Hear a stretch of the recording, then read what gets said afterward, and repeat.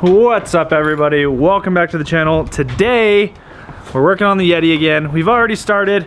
Full disclosure, I completely forgot that I wanted to film today because it's not really like an upgrade or anything. It's just kind of trying to figure out problems, which is part of upgrading your motor. What I'm talking about is check engine lights. For those of you guys that are just joining us, this is a 5.3 in my 2004 Chevy Silverado. It has a Texas Speed stage 4 cam, valve springs, push rods, long tube headers, Roadrunner converters, torque converter, has a custom tune, and as we're running the custom tune, I'm getting check engine lights and we're having a hard time getting them to go away. Hopefully this will show without having to actually start the truck, because we've already pulled the fuel pump fuse and ran it out of fuel so we can pull the fuel line off. Ooh. Hey, are you far enough that I shouldn't crank the truck? No, you can. Okay, I'm gonna do that real quick. Okay, that might have done it. So I've got my Insight CTS2 digital gauges here from Edge. This is also a computer, so it lets me read codes. So when I have the check engine light on, oh, it's actually not on right now, which is interesting. Anyways, so I am throwing 3 codes. I'm throwing one for mass airflow sensor, the MAF, which I've already replaced, still throwing that code. I'm throwing 2 different codes for the system is running too rich. Let's see if they'll pull up here.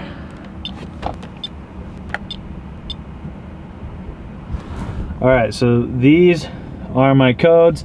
The top one is the mass airflow sensor. Both of these are the system running too rich. Our best guess is that I have a leak in my intake in the gaskets. They haven't been changed since I bought the truck. I assume the guy before me didn't change them because he didn't really do much of anything to this truck. So we're changing those gaskets. Hopefully that fixes these problems because I can't get my truck registered if the check engine lights don't go off. And currently, it's a month out of registration. So I've got Ethan here helping me out today, like usual. I've already pulled off the intake, pulled off the engine cover. So this is the intake manifold right here. As you can see, there is a lot of crap that attaches to it, which makes this job not very hard, but kind of tedious, just because there's fuel lines, the alternator plugs into it, there's vacuum lines, there's all sorts of stuff that plugs into the intake manifold. We have to undo all of that to take anything off. So we're doing that. I've never done it before, but it doesn't look too hard. See how it goes.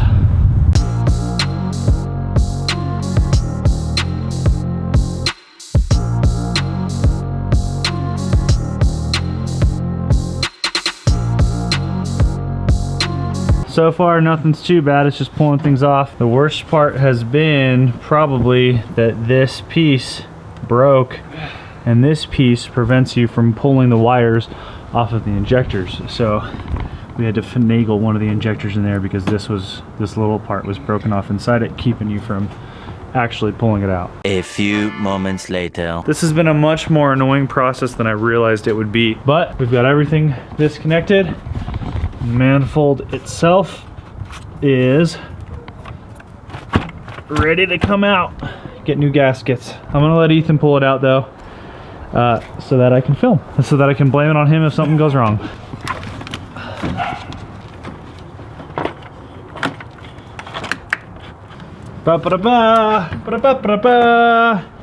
This was a lot more difficult to get everything pulled off than I realized it would be. But we did it. It actually wasn't too bad, but it was more difficult, lemon difficult, yeah, instead of easy peasy lemon squeezy. Yeah, you're not wrong. Should have been really easy, ended up being kind of hard. So Ethan is pulling the actual gaskets off that we're gonna replace. Wow, that's terrifying. I'm sticking paper towels in these holes so that nothing falls down inside the block of my motor. Especially on this truck where I go off-roading a lot. As you can see, it's a lot of mud and stuff. A lot of potential for things to fall in there. Ethan's got the gaskets pulled off. He's cleaned off the surface of all those. Are you excited, Ethan? Have you been having fun? Yeah. So, the actual gasket itself that we're changing, super easy to change out. It's just getting all this mess undone. Getting all that undone is a lot more difficult than actually... And time! Done! He's done before I'm even explaining that this is pretty easy to do. we're at that point where the gaskets are on, ready to go. The intake manifold is ready. I've cleaned all the mating surfaces on the top of the block. We're almost done. I know. Final now we stretch. just have to put it all back together. Yeah, and hope that we put it all back together correctly. All right, moment of truth. Time to pull all these out.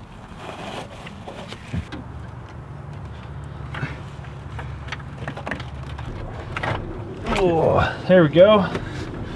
We're getting close, you two. Yup. And then food. We're on the final steps. He's putting the intake back on. I'm putting the fuel pump fuse back in.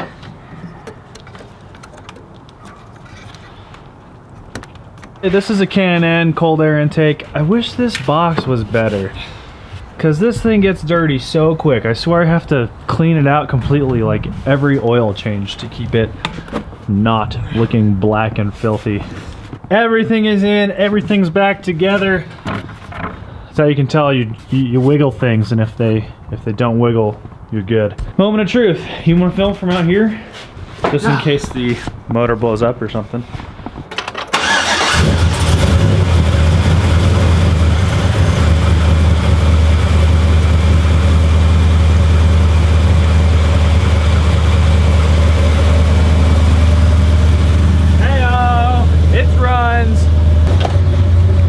Still have to do a video on this little guy. Because